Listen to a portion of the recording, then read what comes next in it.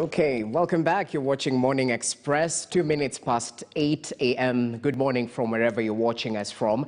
We continue with the conversations we're having here, and this time round it's centered on your money. Picture this, perhaps you have a small business and you're struggling to manage your workforce. Is it a nightmare managing them? So a HR department is quite important, especially when it comes to managing things to do with your staff, the payroll, in terms of their productivity and the timeliness as well. So in case you have loopholes in your business when it comes to HR functions, perhaps this is the conversation for you. I'm joined in studio by Paul Kimani, who's the CEO and founder of Workpay, and he'll get to tell us what exactly it does. It's great to have you with us. A good morning to you. Good morning to you. Okay, so I've sort of broken it down. Let's start with what exactly entails Workpay. What did you come up with? Thank you so much. So as you said, my name is Paul Kimani. I'm the CEO at Workpay. So Workpay, we are a payroll and HR software company. Basically what we do is that we give small and medium-sized businesses a way to better manage their people and pay them. So we give them tools to help them to manage their people from the first day someone gets into unemployment or you employ them, or to the day that they leave. Either they are resigning, they are leaving the company, they are retiring. We give you tools to manage them that journey when they're working in your company. Okay, so when we're speaking about tools and managing, this is in the context of small, medium enterprises. So you might be working with a small team. What loopholes are usually there when it comes to dealing with your employees that you've actually noticed a problem and you're trying to bring in Workpay as a solution? What loopholes are there? So number one, when you're running a business, there are so many things that are competing for your time. So one of them is that you need a way that allows you to concentrate on things that matter most. And in most of the time, the thing that matter most is you growing your business. You want to be able to move from where you are to the next level. So what you realize is that at times people forget about the people who actually are the ones who actually make sure that the business are running. Okay. So what this does is that at times you are working so hard to push the business grow, but you forget the most important bit of your company, which is the people. So what we do is that we give you tools to still give you the opportunity to concentrate on running your business, but also on the other side, we give you tools to efficiently make sure that you are managing your workforce better. So you are making sure that as your company grows, you also, as your workforce grows, you're not dropping ball in that sector in the sense that as you add more people into the team, you're also doing it well, you're also doing it legally, you're also complying to labor laws, you're complying to taxations and the like. So what we do is that we allow you to, as the company grows, we also allow you to also grow your team more efficiently. Okay, so it's all about efficiency. And the app basically entails the functions of human resource, I'd assume. Correct. So what core functions will this app serve in place of having a whole human resource department in your SME? So it's a whole product. Okay. I wouldn't really call it an app, but it's a whole product that really does 360 of what you need as a company. So number one, as I said, is that once you hire somebody, you need to onboard them in your company. So that's where you start. So we give you an easier way that you're able to onboard your employees into your company. Is it that they need to sign contracts? Is it that they need to be updated on probably your company system that we are using? We allow you to do so. So once they also get onboarded, at the cost of their employment, at the cost of them working in your company, they need to be able to interact with the company. So let's say, for example, someone needs, number one, let's say to request for things like leaves, for example. You want to give them an easier way for them to be able to do so. Right now, most of the people are working from home. Initially, someone would need probably to hand in a written sheet of paper for it to be signed by the HR department for them to go on leave. But what we do here is that I'm working from home, I need to go on leave. Someone else is even working probably out of the country and still working for a company in Kenya.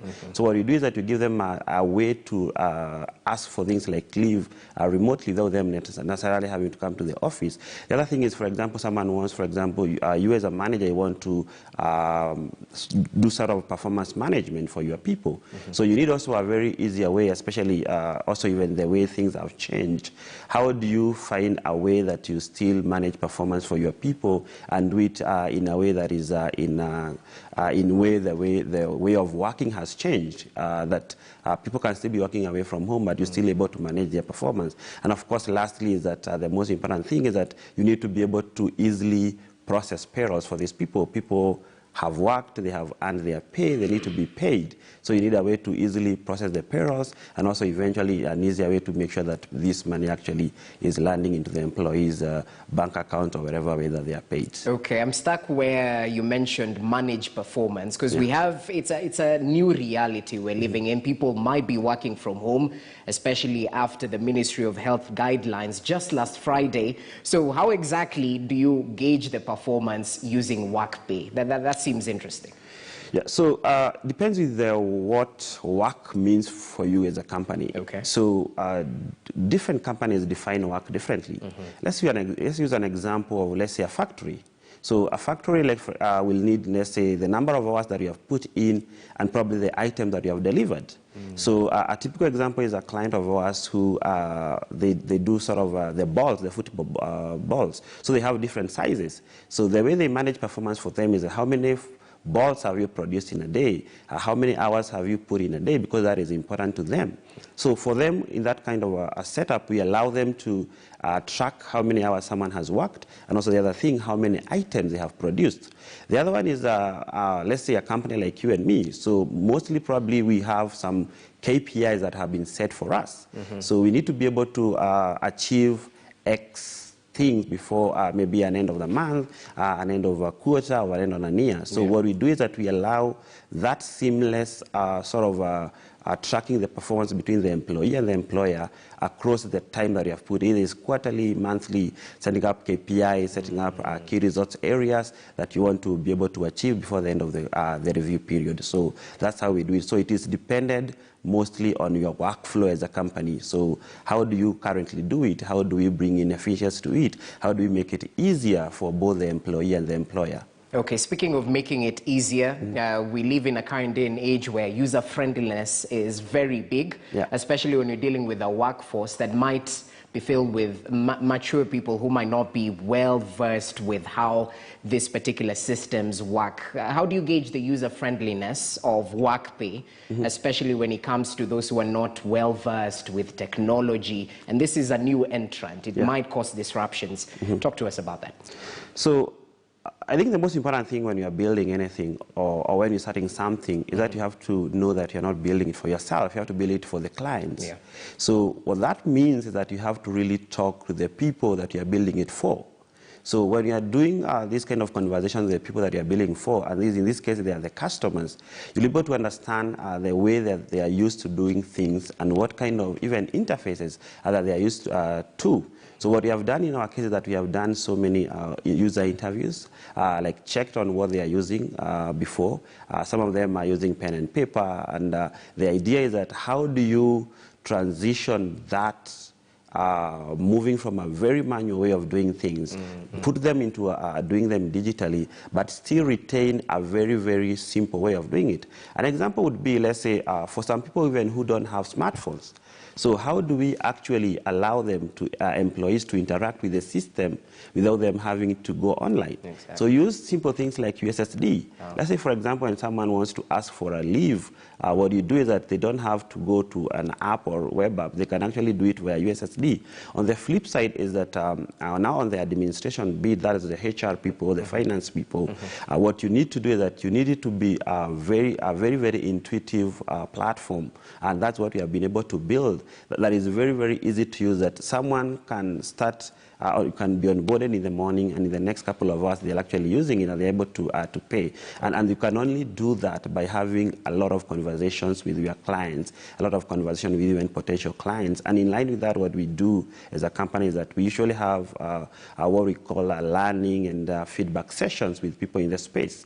So we just call up HR people, we call up finance people, we just call up CEOs and CFOs and founders of companies to just have conversations with them and try to understand how would you want to solve this problem? How are you solving it right now? Okay. How can we make it easier for you to solve it? And then once you're doing that, you'll definitely come up with a solution that reflects their needs, but not what you want to do. Okay, depending on the business model of the company. Is there any training offered, perhaps, at the advent of using Workpay? So the reliability is that, as I said, it's very intuitive. Our idea or our goal is that you should be able to onboard yourself and be able to run with it. Okay. But having said that, different companies have different needs, and they have different levels of technological understanding. So the way we are structured our company is that we also have people who can train you, people who can onboard you, people who can support you, because at the end of the day, our goal is to make sure that when you come and start using our products, is that when we are helping you to solve your problems, that we are handing you all the way so that we don't leave you stranded. It shouldn't be cumbersome for the companies. Let's talk about data privacy, which is very big right now. And is there an assurance to these organizations that the data is definitely secure? What steps have you taken to encrypt, perhaps, the data? Yeah, that's very, very important. And, you know, as we continuously get digitized, as a country, as a globe, right now you're saying that in a global kind of a village, the next frontier, actually we are already there, is data. So that's where the battles are going to be fought and won. So for us to be able to rather assure our clients that their data is safe, we have to put a number of measures in place. So one of them is like what you said. So encryption has to be done very well. We have to use secure connections when you're actually passing data between the user and our databases. We have to also use very, very sort of well-known or very safe way of the way we host our data, using players like Google, AWS, which are used by even banks in the way that they are hosting their data. So data privacy and data security is very, very key in what we do. Okay, well, what's the key selling point for Workpay? Why would an SME sit down and want to think about, you know, working with Workpay as compared to hiring perhaps two individuals who will manage the payroll, who will manage their employees' leave days and all that? What solution is it offering that is better than the human capital, quote unquote? So number one is that we are not trying to replace the human capital. So we are not actually trying to do away with the HR people, the finance people. So what we are trying to do is that to bring more efficiency in their work. You realize that as the world becomes more smaller and smaller because of technology and digital inventions, is that the competition for people becomes very high. So right now, we are not only competing with people who are in this country as even an employee and as an employer, you're also competing with companies, let's say in Uganda, who are trying to hire people here in Kenya. So to us, what we do is that we remove the administrative task from these people. So you as a HR person, you don't have to sit there to actually be signing leave sheets. You don't have to sit there to be actually checking the sort of the performance woman who has delivered what and what have you. You want to be there thinking about strategically about how to scale, let's say, is the people function in your company. You need to be there strategically thinking on how do we make sure that we are attracting the best talent to come and work in our company. So what we do is that we take care of all the other things that are repetitive, that are more administrative, that don't need your time to sit there for you to do them, so that you can actually concentrate on what matters most. Okay, so what's the perception out there, especially in SMEs, of human resource? And I mean, when we're talking about especially micro-sized enterprises, not many of them have a workforce. They might have 2 or 3 people who don't have a budget set aside. It depends with the sales one makes, quote unquote. So what's the SME perception out there for human resource? So It depends, and as you say, especially for the very small, the micro, the owner is the HR person, is the accounting person, is the sales person, like they're everything they need to do in a company. But you also realize there's another group of people that you may call micro, but they employ so many waged people. You might find someone is defined as a micro, but in a week they actually are employing, let's say, 10, 20 people in a week and then paying them on wages. So these people, at the end of the day, they still need a simpler way, and that's why I say that you need tools that actually answer to their problem, not necessarily just presenting them a tool that is probably very bulky for them to use. They still need solutions for them to be able to actually, number one, let's say, for example, how do they measure what they need to pay for? Is it that they pay via time or pay by item that I mentioned? Is there a way that they can actually do that easily and still, even if they are having these people wage? So they might not have a structured HR department, but 100%, as long as they have an employee or there are two people working in that company, there's still the human resource that need to be managed. How they do it is that they might not be following the traditional ways of doing it, but one way or the other, even without them knowing, they actually are managing, they have a HR department. Okay, so as you mentioned, you're not trying to get rid of the finance and HR department, but to sort of facilitate the efficiency. Which begs the question, what inefficiencies are there that really slow down the production cycle of SMEs? Maybe someone's watching and trying to note what loopholes they need to seal in terms of approaching even Workpay. So what inefficiencies usually stand out? It's really the process. It's just the process. It's really the process. Because you realize, like, for example, let's use a typical example of let's say a security company, for example. So they have, let's say, guards spread across various locations. So what happens traditionally is that they have somebody who will walk around and have people sign the timesheets. And then that will be taken to a central location, then digitized, probably pushed into an Excel sheet. Then that one now will be probably uploaded into another system for it to be able to calculate the payroll, for example. So that one can take, depending on how efficient the people are, can take between a week and two. But what we are saying is that that one should actually be instant. There should be a way that actually you seated in an office, you can actually tell how many days has so-and-so worked, how many items so-and-so has produced. And then when you're seated there, when you want to run the payroll, you want to pay them, you can actually do it within minutes, not days. And that one saves a lot of time, and also in terms of saves a lot of money. And that process, the longer the process is, the more manual the process is, the more loopholes to bring in, even in terms of what people call payroll fraud. In terms of it introduces areas that money can get lost in terms of more hours being added for people who have not worked for them. So the process is actually the biggest problem. Then the other thing is that unifying this whole process in one tool. So you don't need to have a tool that tracks time. You don't have to have a tool that tracks the other management issues like performance, leaves, and the like. And then you don't need to have a tool that actually runs payroll. So you need to, because all these are things that are in line with people management. These are people that are in line with the way you want to manage your people and most importantly, probably remunerate them. Why not have just one tool that actually connects all these aspects and then you just have to access it once? Okay, so it's all about empowering your employees to do more. As a 100%. Footnote, let's talk about customer support and any other issue you'd like to bring in as we finalize, because it seems to be a good disruptor. That's what innovative ideas are all about. But what's the magic? How do they mention it? The silver bullet, perhaps, quote unquote, as you finalize. So, in terms of what we are supporting businesses with, and this is mostly small and medium sized, these are people all the way with people like, let's say, less than 10 employees, even with people with hundreds of employees. What we are helping them or supporting them with is a way that they focus on the growth. As they are focusing on the growth, we are also helping them to take care of their people. The people are the most important aspect in every business.